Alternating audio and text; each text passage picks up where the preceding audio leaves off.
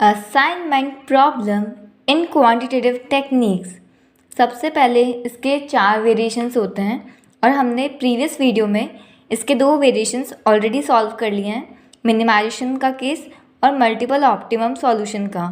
और इस वीडियो में हम मैक्सिमाइजेशन का प्रॉब्लम और अनबैलेंस असाइनमेंट प्रॉब्लम के क्वेश्चंस करेंगे। So here is a question. सबसे पहले यहाँ पे बोला है कि एक कैप्टन है क्रिकेट टीम का, उसके अंदर 4 मिडिल बैटिंग पोजीशन है और 4 बैट्समैन को वो पोजीशंस उसको अलॉट करनी है। ये बैट्समैन है, ये बैटिंग पोजीशन है। हमको असाइनमेंट ऐसा बनाना है कि हमारे जो टोटल एवरेज रन्स हैं वो हमारे बैट्समैन के मैक्सिमाइज हो, इंक्रीज़ हो। तो हमें देखते पता चल रहा है कि जो ये हमारा प्रॉब्लम है वो मैक्सिमाइजेशन की केस का प्रॉब्लम है। और हमारा जो सबसे पहला स्टेप होता था वो होता था चेक करना कि प्रॉब्लम मिनिमाइजेशन की है या मैक्सिमाइजेशन की। तो इस केस में जो हमारी प्रॉब्लम है वो मैक्सिमाइजेशन केस की है। तो इसमें अगर प्रॉब्लम मैक्सिमाइजेशन केस की होती है तो पहला स्टेप होता है कि उसको मिनिमाइजेशन प्रॉब्लम के अंदर कन्वर्ट करना। वो कैसे? मैक्सिमम वैल्यू जो होती है टेबल की उसको हम फाइंड करते हैं और फिर पूरी टेबल को उस एक पर्टिकुलर वैल्यू से सेपरेट करके एक नई टेबल बनाते हैं एंड देन फिर उस टेबल पे हम बाकी सॉल्यूशंस करते हैं। So the maximum value in this whole table is 42। तो हम 42 से पूरी टेबल को सब्ट्रैक्ट करेंगे और एक नई टेबल फॉर्म करेंगे। हमने ये नई टेबल फॉर्म कर ली है 42 से सबको माइनस करके। अब हम मूव करेंगे सेकेंड स्टेप पे, वो है हमारा प्रॉब्लम शुड बी बैलेंस। जो हमारे नंबर ऑफ़ रोज़ हैं और नंबर ऑफ़ कॉलम्स हैं वो मैच करने चाहिए। जैसे कि यहाँ पे हमारे नंबर ऑफ़ रोज़ जो है 1 2 3 4 और जो कॉलम है 1 2 3 4 वो मैच कर रहे हैं। तो हम मूव करेंगे थर्ड स्टेप पे जो कि रो मिनिमाइजेशन। रो मिनिमाइजेशन में हम मिनिमम वैल्यू फाइंड करते हैं और हम उस वैल्यू को सब्ट्रैक्ट करते हैं पूरी कॉरस्पॉन्डिंग रो से और जिसे हम नई एक टेबल बनाते हैं। जैसे इस रो में सबसे पहले छोटा सा 0 है, देन इसके अंदर 12, देन इसमें अगेन 12 और इसमें अगेन 18। अब हम इस पूरी रो को 0 से, इसको 12 से, इसको 12 से, इसको 18 से करके एक नई टेबल फॉर्म करेंगे। और ये नई टेबल फॉर्म करने के बाद हम करेंगे फोर्थ स्टेप जो कि है कॉलम मिनिमाइजेशन, जहाँ पे हम मिनिमम वैल्यू हर कॉलम की फाइंड करते हैं और फिर पूरे कॉलम को उस वैल्यू से सब्ट्रैक्ट करते हैं। जैसे कि यहाँ पे 0 है, यहाँ पे 4 है, यहाँ पे 8 और यहाँ पे 12। अब हम इसको माइनस करके एक नई टेबल बनाते हैं। अब कॉलम मिनिमाइजेशन के बाद ये नई टेबल बन गई है। अब हम इसमें करेंगे फिफ्थ स्टेप जो कि है draw lines. Minimal lines draw करना वर्टिकली या हॉरिजॉन्टली, जिससे सारे ज़ीरोस कम हो जाए लेकिन मिनिमम लाइंस। और यहाँ पे हम ड्रॉ करते हैं तो इस लाइन से पूरे 0 कट हो गए और इस लाइन से पूरे 0 कट हो गए। अब हम मैच करेंगे तो यहाँ पे सिर्फ 2 लाइंस हो रही है और 4 कॉलम। और पॉइंट नंबर 6 जो हमारा लास्ट स्टेप है वो बोलता है check number of line equals to row और कॉलम। जो हमारी लाइंस है वो कॉलम या रो की इक्वल होनी चाहिए। अगर येस होता है तो जॉब अलॉट कर दो और टोटल कॉस्ट कैलकुलेट कर लो, और अगर नहीं तो हमें काउंट करना है, फाइंड करना है मिनिमम वैल्यू जो कि फ्री नंबर्स से है।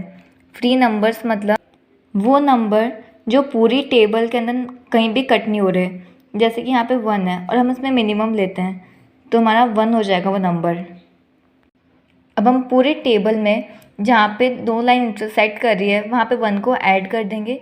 जहाँ पे सिर्फ एक लाइन क्रॉस कर रही है वहाँ पे नो चेंज होगा, और जहाँ पे कुछ नहीं हो रहा फ्री नंबर्स है वहाँ पे हम 1 को सब्ट्रैक्ट कर देंगे। Then again we will move to step number 5। ये हमारी नेक्स्ट टेबल बन चुकी है। अब हम वापस से स्टेप 5 करेंगे जो कि ड्रॉ लाइन्स है।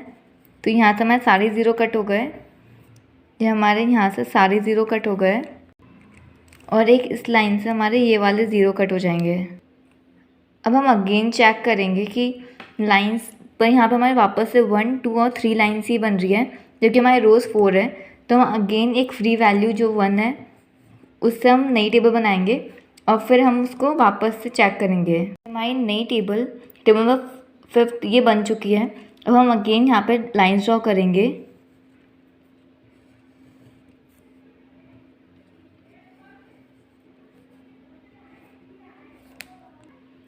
अब आप इसमें चाहे हॉरिजॉन्टल लाइन ड्रॉ कर लेते या वर्टिकल, इसमें 4 लाइन ड्रॉ हो रही है और 4 ही कॉलम्स हैं या फिर रोज़ हैं, तो मतलब ये हमारा ऑप्टिमम सॉल्यूशन है। अब बस हमें जॉब अलॉट करनी है।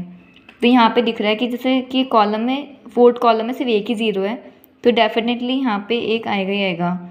तो यहाँ से अब हम इसको अलॉट नहीं कर सकते इस पूरी रो में, तो ये कट हो गया। और सेम वे डी के ए के पास सिर्फ एक रो में एक ही 0 आ रहा है, तो हम यहाँ से ए को अलॉट कर देंगे, तो हमारे पास बी और सी का कट हो गया। अब हमारे पास यहाँ पे 2 चॉइसेस अवेलेबल है बी और सी के लिए। अगर हम बी को ये वाला देते हैं तो हम सी को ये वाला दे देंगे, अगर हम ये चूज़ करते हैं तो हम ये दे देंगे। मतलब यहाँ हमारे पास 2 अल्टरनेटिव सॉल्यूशंस हैं। हम फर्स्ट केस में बी को ये चूज़ करके सेकंड वाला और सी को थर्ड दे देते हैं। ये हमने अलॉटमेंट करने के बाद अल्टरनेटिव फर्स्ट के हमने आंसर दिया कि ए को हमने फर्स्ट अलॉट किया था, बी को सेकंड, सी को थर्ड और डी को फोर्थ। इनकी वैल्यूज़ लिख ली हमने जो मेन टेबल थी उसके अंदर से पुट करके, तो हमारे पास एवरेज बनाए थे 99। अब हम अगेन टेबल 5th को हम वापस से सेकंड अल्टरनेटिव से करेंगे, तो वो ए के पास एक ही ऑप्शन है देने का और सेम वे डी के पास भी एक ही ऑप्शन था अलॉटमेंट का। हम पहले यहाँ पे बी को चूज़ किया था, अब हम बी की जगह यहाँ पे सी को चूज़ कर लेते हैं और हम बी को ये चूज़ कर लेते हैं।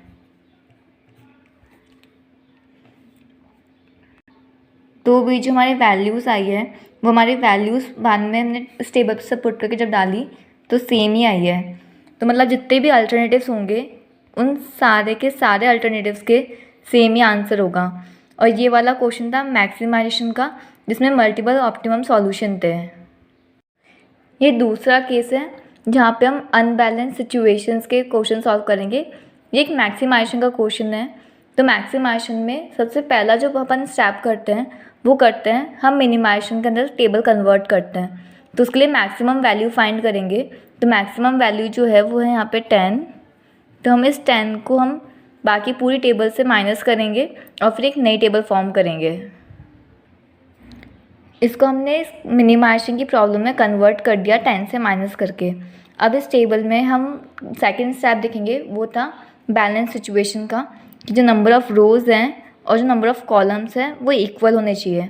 और हमारे यहाँ पे कॉलम्स 5 हैं, वहीं पे हमारी रो 4 है, तो दैट मीन्स हमें एक और रो की एडिशन चाहिए। तो हम यहाँ पे डमी यूज़ करेंगे। डमी में बेसिकली हम ज़ीरोज़ लगा देते हैं जहाँ पे हमारे पास रो या फिर कॉलम में कम होता है। अगर हमारी रो कम है तो हमने डमी लिख करके यहाँ पे एक रो ज़ीरोज़ की ऐड कर दी।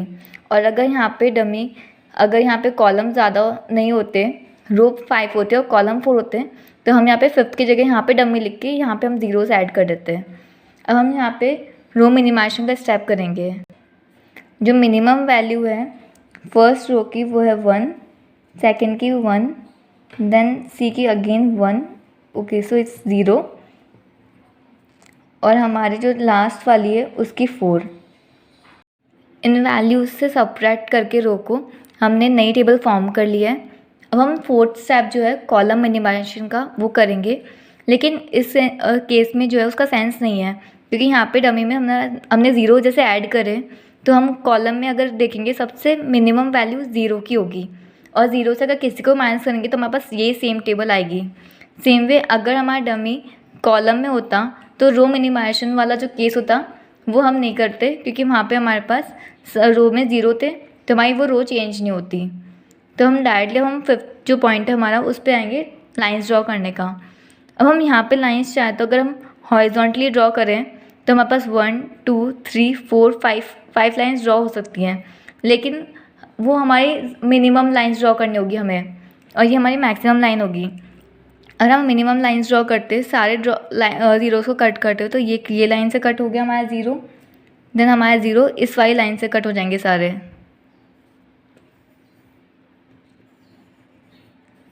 अब हम 6th स्टेप पे देखते हैं। तो हमारी जो लाइन्स है वो है सिर्फ 1 2 3 एंड 4, और हमारे जो कॉलम्स और रोज़ है वो है 5।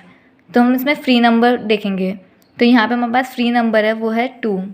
तो हम 2 से एक नई टेबल फॉर्म करेंगे और फिर हम उसके अंदर वापस हम स्टेप 5 और 6 को हम वापस फॉर्म करेंगे।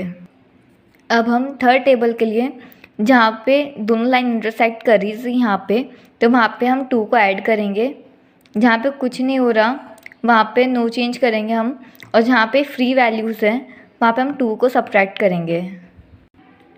अब इस टेबल को फॉर्म करने के बाद हम अगेंस्ट लाइन ड्रॉ करेंगे, तो हम वर्टिकल लाइन ड्रॉ कर सकते हैं जिससे हमारा मैक्सिमम ज़ीरोस कट हो जाए। अब हमारी ये लाइन सारी ड्रॉ हो चुकी है, और जो हमारी रोज़ हैं और कॉलम 5 और हमारी लाइंस भी अब 5 ही हैं, तो हम अलॉटमेंट कर सकते हैं। तो सबसे पहले हम एक का अलॉटमेंट करेंगे क्योंकि उस रो के अंदर सिर्फ ये एक ही ज़ीरो है, तो हमारा कॉलम में ये ज़ीरो कैंसिल होती और हमारे पास डी के पास एक ही ज़ीरो बच रहा है, तो हम उसको अलॉट कर देंगे। देन हमारे पास बी के पास भी एक ही अलॉटमेंट है और सी के पास भी, और हम फिफ्थ को कोई पोजीशन नहीं मिलेगी क्योंकि उसके पास डमी था कि हमारे पास पोजीशन से 4 ही थी। और हमने यहाँ पे फिर असाइनमेंट्स जो थे हम वो लिख करके उनकी वैल्यू जो मेन टेबल थी हमारी, जो मैक्सिमाइज वाली जो टेबल थी उससे हम वैल्यूज़ लिखेंगे और उनको ऐड कर देंगे। तो हमारा जो आंसर है इस क्वेश्चन का वो आ रहा है 32। If you guys like my video and you want me to make more videos on quantitative techniques like game theory or networking, then do comment down the topics and share it with your friends as many as you can, and don't forget to hit the like button and subscribe it. Thank you.